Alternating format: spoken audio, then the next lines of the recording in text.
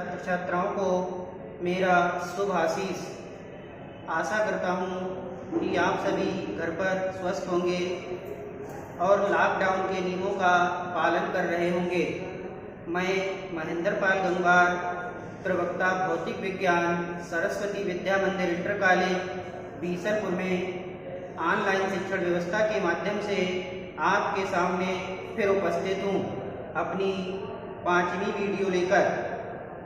इससे पहले वाली वीडियो में गॉस की प्रमेय तथा वैद्युत फ्लक्स को हमने डिस्कस किया था। गॉस की प्रमेय का ही कुछ शेष टॉपिक बचे हैं, उनको डिस्कस करते हैं। तो आइए वीडियो शुरू करते हैं। हमारा गॉस की प्रमेय का एक मोस्ट इम्पॉर्टेंट टॉपिक है सतत वितरण व उसके प्रकार। मोस्ट इम्पॉर्टेंट जो टॉपिक है हमारा वो है सतत वितरण आवेश व उसके प्रकार।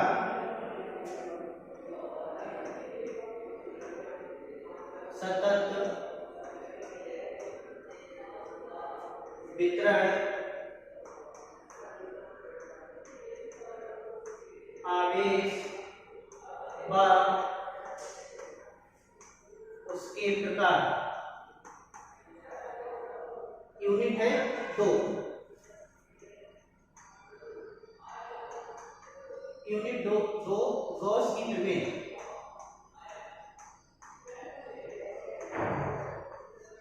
गॉस की प्रमेय तथा वैद्युत फ्लक्स। इसी का हमारा जो टॉपिक है सतत वितरण आवेश व उसके प्रकार। इससे जो है गॉस की प्रमेय के अनुप्रयोग हम डिस्कस करेंगे।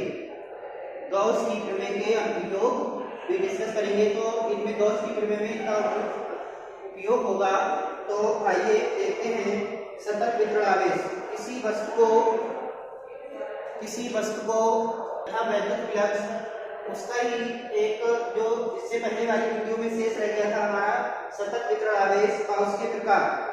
तो सतत वितरण आवेश सबसे पहले डिस्कस करेंगे।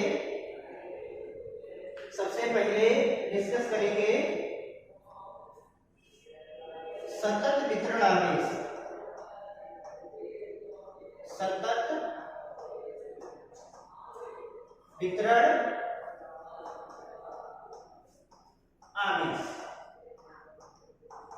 सतत वितरण आवेश क्या होता है? किसी वस्तु को आवेशित करने पर, कोई भी वस्तु है उसको हम आवेशित करें, उस पर आवेश जो है वो एक समान रूप से वितरित हो तो कहलाता है हमारा सतत वितरण आवेश। अब सतत वितरण आवेश क्योंकि वस्तुएं जो हैं वो 3 प्रकार की होती हैं। जो वस्तुएं हैं वो 3 प्रकार की होती हैं। तो इस प्रकार से आवेशों का वितरण भी 3 प्रकार से होता है। तो फर्स्ट हमारा है सतत वितरण आवेश। सतत वितरण आवेश चूंकि सतत वितरण आवेश में आवेश 3 प्रकार के होते हैं। तो फर्स्ट है हमारा फर्स्ट टॉपिक है इसमें रेखीय सतत आवेश। रेखीय सतत आवेश। रेखीय सतत आवेश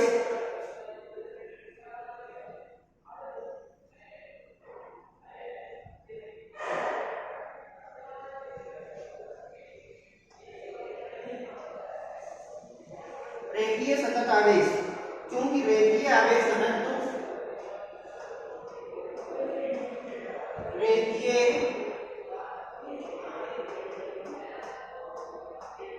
आवेश घनत्व लैम्डा बराबर होता है Q अपान है। रेखीय आवेश घनत्व लैम्डा बराबर होता है Q अपान है।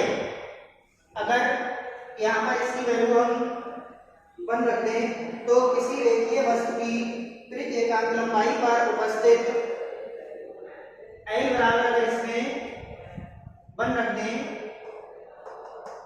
तो लैम्डा बराबर क्यू हो जाएगा। एकांक लंबाई पर स्थित आवेश उसका रेखीय आवेश घनत्व कहलाता है। तो इसका जो मात्रक होगा,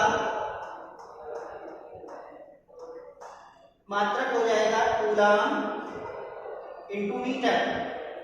रेखीय आवेश घनत्व का जो मात्रक होगा वो Q अपान L के अनुसार कूलम प्रति मीटर, और इसका जो विमीय सूत्र होगा, इसकी विमा कूलम Q बराबर होता है IT। तो IT के हिसाब से ये हो गया AT। तो ये कूलम की विमा हो गई AT और अपान मीटर तो ये L हो गया। तो इसका जो विमीय सूत्र हो गया L की घात -1 TA, इसका विमीय सूत्र हो गया L की घात -1 और TA। ए एक हमारी कैसी राशि है, अदिश राशि है, अदिश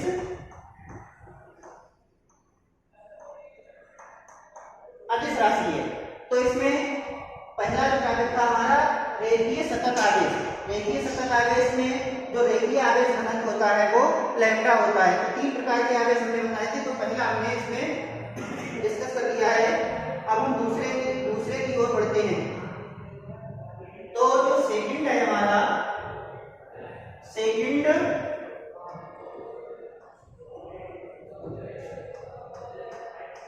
अब सेकंड डिस्कस करें क्षेत्रीय या पृष्ठ आवेश घनत्व।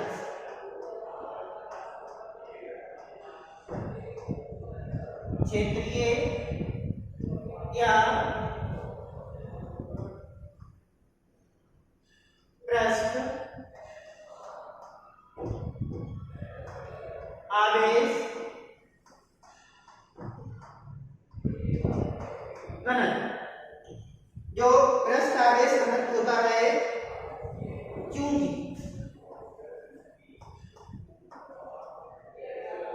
आवेश का पृष्ठ घनत्व या पृष्ठ आवेश घनत्व, क्योंकि आवेश का पृष्ठ घनत्व सिग्मा बराबर, आवेश का जो पृष्ठ घनत्व सिग्मा बराबर होता है Q अपान A।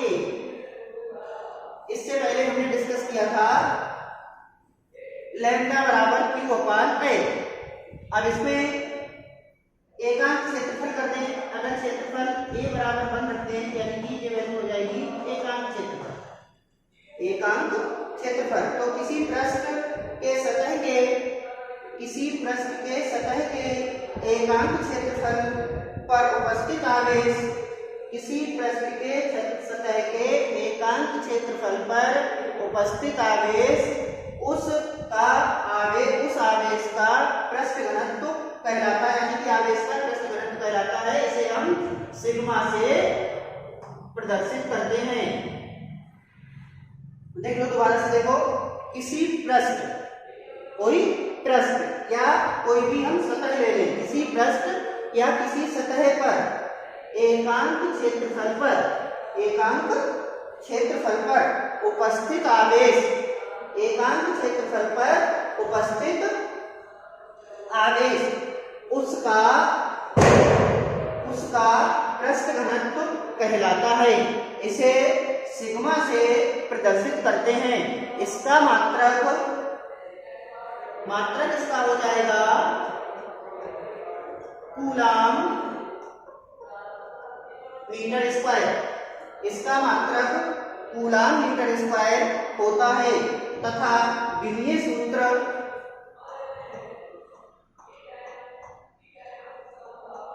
तो इसकी विमा हो जाएगी कूलम की, अभी हमने डिस्कस की थी A और T,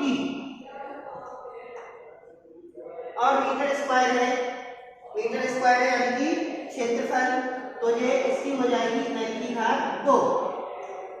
तो ये हो जाएगी L की घात 2 की A टी ए। तो ये हमारी कैसी राशि हो गई? ये भी एक सेम अदिश राशि हो गई। इसके बाद दो टॉपिक हमारे डिस्कस हो गए। हमने बताया था कि ये तीन प्रकार से होता है। तो तीसरा हमारा टॉपिक है आयतनिक आवेश घनत्व।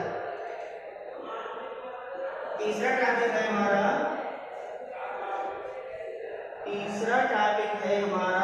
आयतनिक आवेश घनत्व।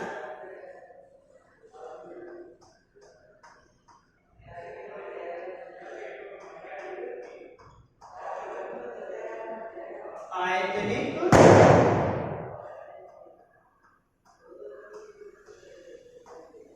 आवेश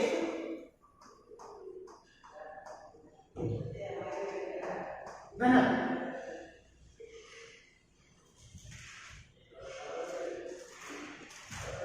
तीसरा टॉपिक है हमारा आयतनिक आवेश घनत्व। चूंकि आवेश घनत्व रो बराबर होता है हमारा Q अपान B। Q अपान B। तो इसमें B बराबर एकांक। तो इसमें क्या हो जाएगा? क्योंकि प्रति एकांक आयतन पर, इससे पहले क्षेत्रफल था, लंबाई थी, इसमें क्या है? आयतन एकांक होगा। प्रति एकांक आयतन पर उपस्थित आवेश की मात्रा, प्रति एकांक आयतन पर उपस्थित आवेश की मात्रा उसका आयतनिक आवेश घनत्व कहलाता है। इसे रो से प्रदर्शित करते हैं। इसका यहां से मात्रक हो जाएगा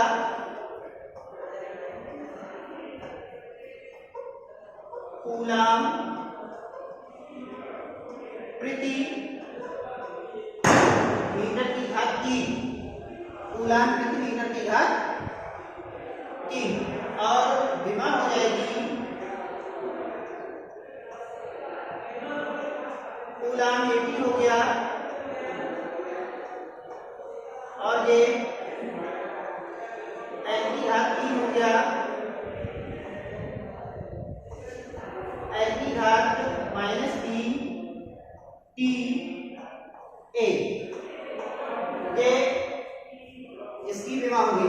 तो हमने इसमें अभी 3 टॉपिक डिस्कस किए। अब अपने नेक्स्ट टॉपिक की ओर बढ़ते हैं। गॉस की प्रमेय के अनुप्रयोग मोस्ट इंपॉर्टेंट टॉपिक है। उसमें इनका यूज होना था, इसलिए पहले बता दिया। गॉस की प्रमेय के अनुप्रयोग।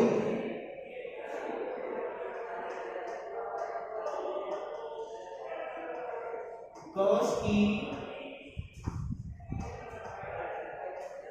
प्रमेय के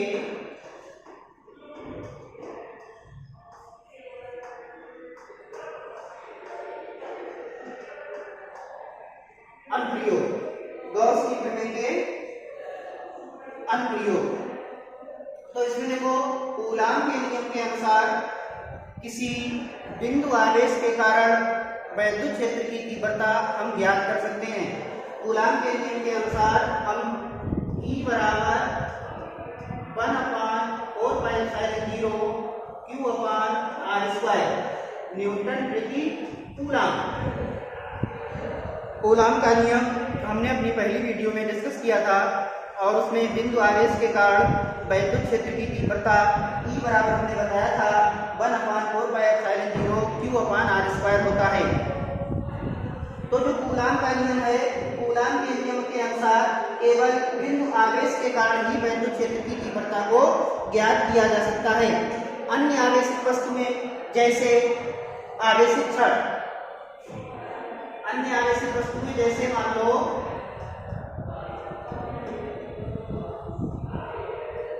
आवेशित छड़ है, ठीक है, या कोई और वस्तु ले लें हम, आवेशित चादर है, आवेशित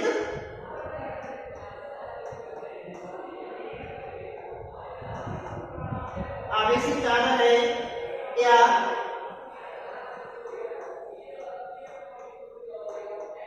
आवेशित गोला है आदि। कूलाम के नियम के अनुसार केवल वैद्युत क्षेत्र की तीव्रता E बराबर 1/4πε0 Q/r² न्यूटन प्रति कूलाम। केवल बिंदु आवेश के कारण ही वैद्युत क्षेत्र की तीव्रता ज्ञात कर सकते हैं। आवेशित छड़, आवेशित चादर, आवेशित गोला इत्यादि की वैद्युत क्षेत्र की तीव्रता जो है हम कूलाम के नियम के अनुसार ज्ञात नहीं कर सकते। तो इसके लिए हमें गॉस की प्रमेय का उपयोग करना पड़ता है। वैद्युत क्षेत्र की तीव्रता जो है ज्ञात करने के लिए गॉस की प्रमेय का उपयोग किया जाता है। तो गॉस की प्रमेय का उपयोग करने के लिए भी इसमें एक हम बद्ध आवेश लेते हैं जिसको हम गॉसियन पृष्ठ कहते हैं। तो गॉसियन पृष्ठ के बारे में थोड़ा बता देते हैं।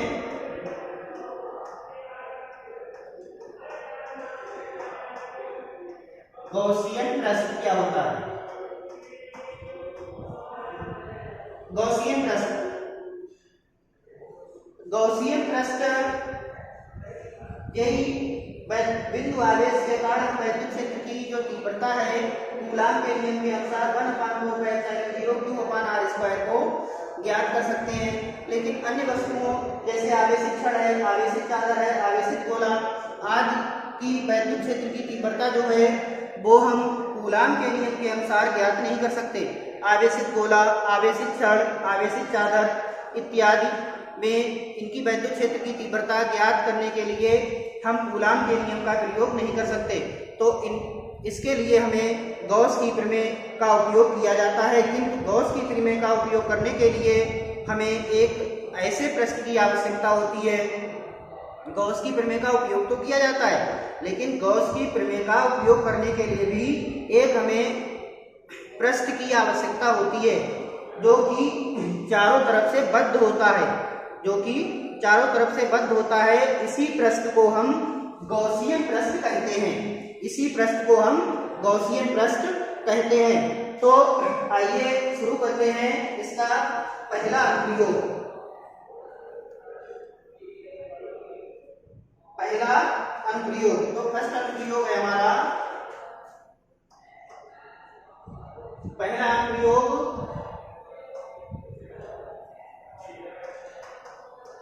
कंसीडर करके जैसे हमने गॉस की प्रमेय का उपयोग कहाँ पे किया जाता है। तो गॉस की प्रमेय का जो है हम पहला अनुप्रयोग शुरू करते हैं।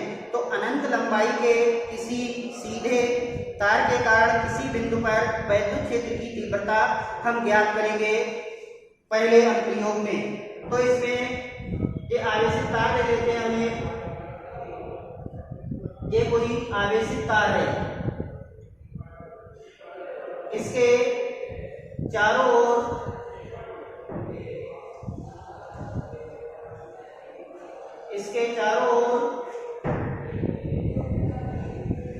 एक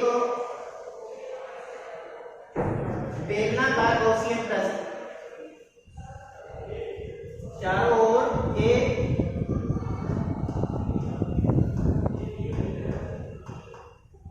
बेलनाकार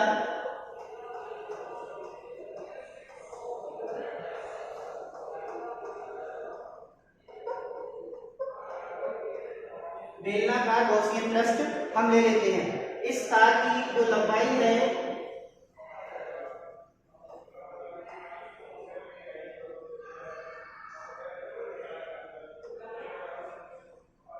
L लंबाई का ये गॉसियन पृष्ठ हम ले लेते हैं। बेलन जो कंसीडर किया आपने वो L लंबाई का है। इसमें यहाँ पर सूक्ष्म क्षेत्रफल जो है D है।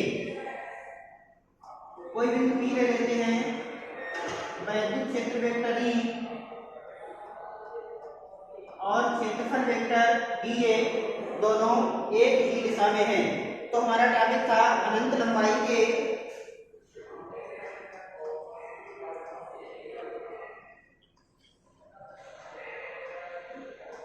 अनंत लंबाई के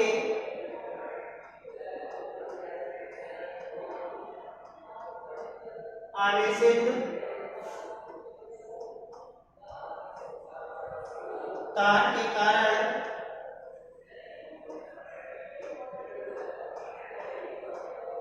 किसी बिंदु पर वैद्युत क्षेत्र की तीव्रता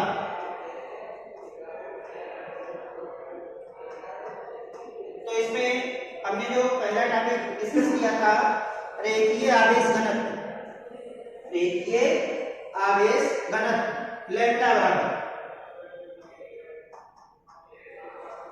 Q अपान है।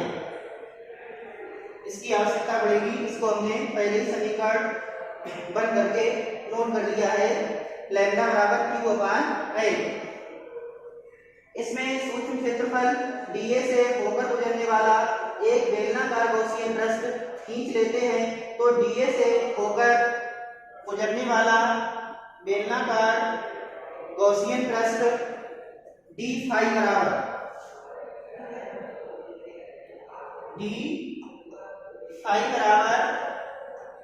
E डॉट dA पृष्ठ समाकलन होगा। इसमें हमने पहले टॉपिक में बताया था d फाई बराबर, या इसको ऐसा करते हैं d फाई बराबर E dA ले लेते हैं। पहले जो है हम केवल d फाई बराबर E dA लेते हैं। d फाई बराबर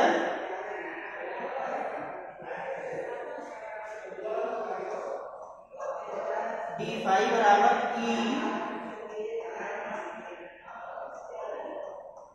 dA। अब d फाई बराबर E dA cos थीटा हो जाएगा। d फाई बराबर E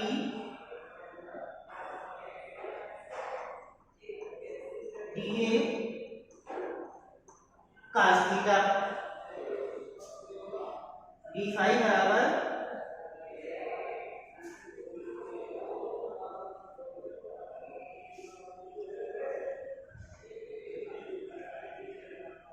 E dA cos theta हो गया।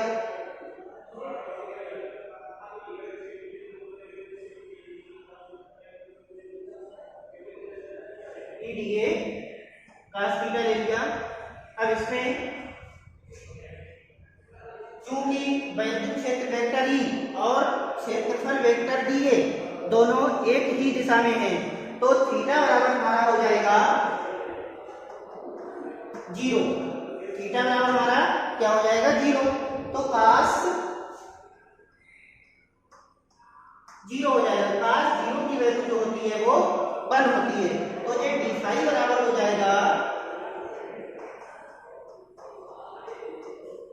E dA। d फाई बराबर क्या हो जाएगा, d फाई बराबर हो जाएगा E dA। अब पूरे गॉसियन पृष्ठ जो हमने लिया था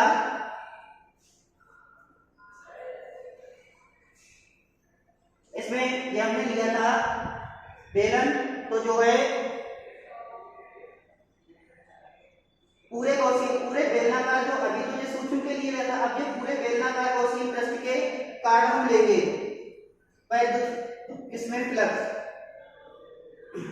तो पूरे गॉसियन पृष्ठ के लिए लेंगे तो इसमें क्या हो जाएगा पृष्ठ समाकलन लग जाएगा।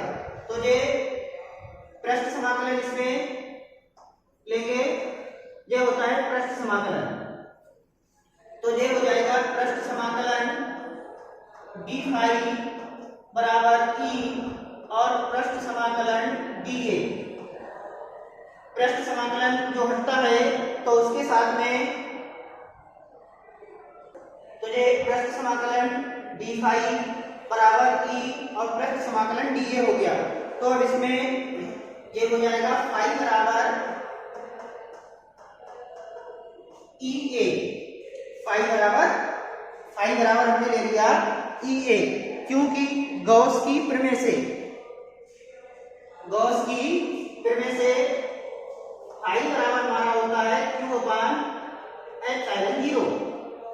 तो यहाँ पर फाई की जगह पर हम ले लेंगे क्यू अपान एप्सिलॉन जीरो बराबर ई ए। क्यू अपान एप्सिलॉन जीरो ई ए हो गया। अब ए हमारा जो है पूरे पृष्ठ का जो है क्षेत्रफल है, तो पूरे पृष्ठ के क्षेत्रफल ले लेंगे हम। पूरे पृष्ठ का क्षेत्रफल ए बराबर 2 पाई R A. 2 pi R A क्या है? बेलन के वक्र पृष्ठ का क्षेत्रफल है। ये जो है बेलन के वक्र पृष्ठ का क्षेत्रफल। तो इसको भी बेलन के वक्र पृष्ठ के क्षेत्रफल को भी हम यहां लगा देंगे। तो ये ई और ये हो जाएगा 2 पाई R A.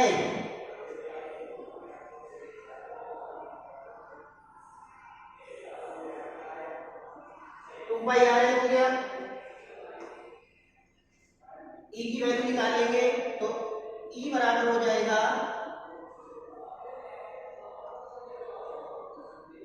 Q upon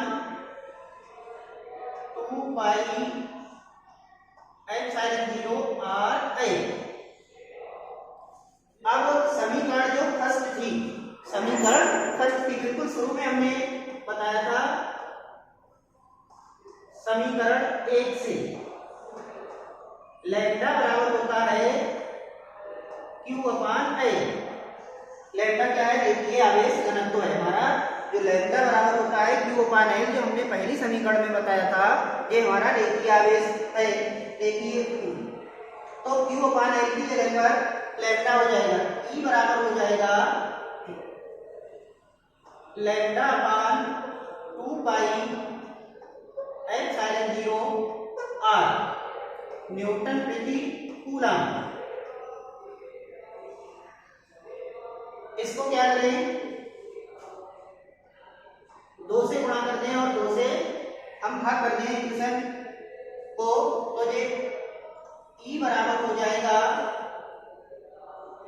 1 upon 4 pi epsilon zero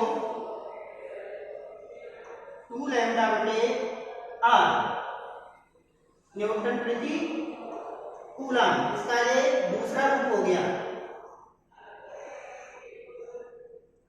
इसके बाद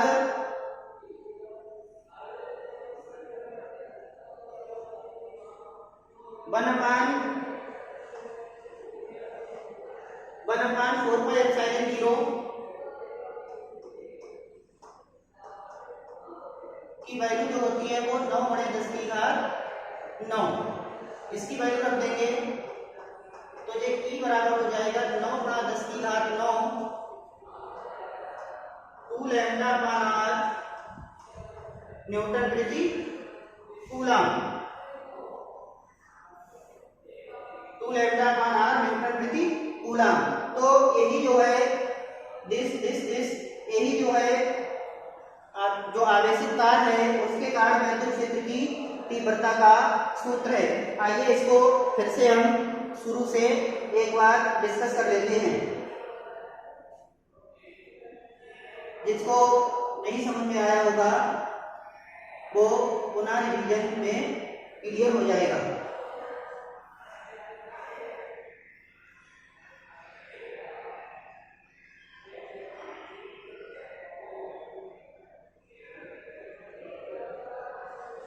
हमारा टॉपिक था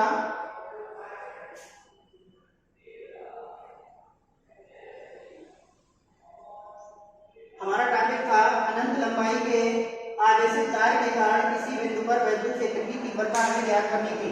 तो एक हमने ये तार ले लिया था, सीधा आवेशित तार ले लिया था। इसके चारों गॉस की प्रमेय से कोई भी विद्युत क्षेत्र की तीव्रता ज्ञात करने के लिए हमें एक गॉसियन प्रश्न की आवश्यकता होती है। विद्युत क्षेत्र की तीव्रता ज्ञात करने के लिए गॉसियन प्रश्न की आवश्यकता होती है। तो इसमें हमने क्या किया, तार के चारों तरफ एक बद्ध बेलनाकार गॉसियन पृष्ठ खींच लिया। इसकी लंबाई जो है वो हमने L ले ली। किसी बिंदु P से होकर गुजरने वाला बेलनाकार गॉसियन पृष्ठ है ये।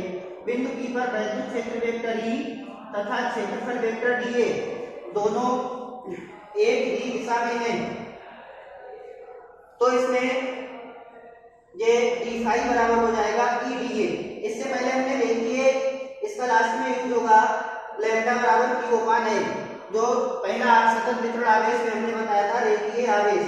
तो लैम्डा बराबर Q अपान L, तो इससे ये d फाई बराबर हमारा हो गया E dA। अब a डॉट b बराबर ab cos थीटा आप लोगों ने पढ़ा होगा, तो ये हो जाएगा E dA cos थीटा। इसमें देखो,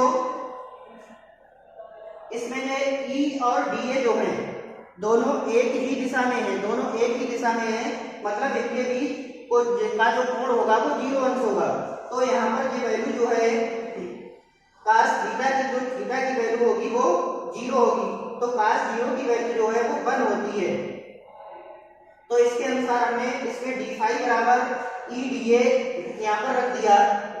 तो ये अब इसका हम पूरे पृष्ठ के लिए लेंगे। पहले तो केवल सूक्ष्म पृष्ठ था, पूरे पृष्ठ के लिए तो इसमें हम पृष्ठ समाकलन लगा देंगे। तो ये पृष्ठ समाकलन d फाई E और पृष्ठ समाकलन dA, पृष्ठ समाकलन हटा उसके साथ में d भी इसका हट गया, तो फाई बराबर हो गया EA। गॉस की प्रमेय से फाई बराबर होता है Q अपान एप्सिलॉन 0। और पूरे बेलनाकार पृष्ठ के लिए बेलन के वक्र पृष्ठ का जो क्षेत्रफल है वो a बराबर 2 पाई RL है, जहां L जो है वो बेलन की लंबाई हमने इसमें ली है। तो इसमें गॉस की प्रमेय से फाई बराबर Q अपान एप्सिलॉन 0 रख दिया। फाई की वैल्यू रख दी हमने Q अपान एप्सिलॉन 0, E और a की वैल्यू रख दी यहां से हमने 2 पाई RL। Q अपान एप्सिलॉन 0 E और a की वैल्यू यहाँ पर रख दी हमने 2 पाई RL। तो ये E बराबर हो गया हमारा Q अपान 2 पाई एप्सिलॉन 0 RL। अब जो ऊपर हमने इसमें ये समीकरण 1 थी लैम्डा बराबर Q अपान L, तो Q अपान जो L वैल्यू है इसमें ये Q अपान L वैल्यू है, इसकी जगह पर हम लैम्डा रख देंगे। तो ये E बराबर हो जाएगा lambda upon 2 pi epsilon 0 r Newton प्रति कूलम। अब इसको थोड़ा सिंपल रूप में लिखने के लिए हमने इसको क्या किया, 2 से गुणा कर दिया और 2 से हमने भाग कर दिया। तो ये E बराबर 1 अपान 4 पाई एप्सिलॉन 0 2 लैम्डा अपान r न्यूटन प्रति कूलम, जो वैद्युत क्षेत्र की तीव्रता का मात्रक होता है। और क्यों 1 अपान 4 पाई एप्सिलॉन 0 की वैल्यू जो है हमने कूलम के नियम में बताई थी, ये 9 × 10⁹ होती है। तो E बराबर हो गया 9 × 10⁹ 2 लैम्डा बटे r न्यूटन प्रति कूलम। यहीं पर ये हमारा जो गॉस की प्रमेय है का जो पहला अनुप्रयोग है वो खत्म होता है। इसके बाद जो शेष 4 अनुप्रयोग बचे हैं वो अपनी नेक्स्ट वीडियो में डिस्कस करेंगे। अगर इसमें नहीं कुछ समझ में आया हो तो हमारे व्हाट्सएप नंबर 9758 180 782 पर हमसे पूछ सकते हैं। जो भी समझ में ना आया हो प्रश्न पूछ सकते हैं। धन्यवाद बच्चों।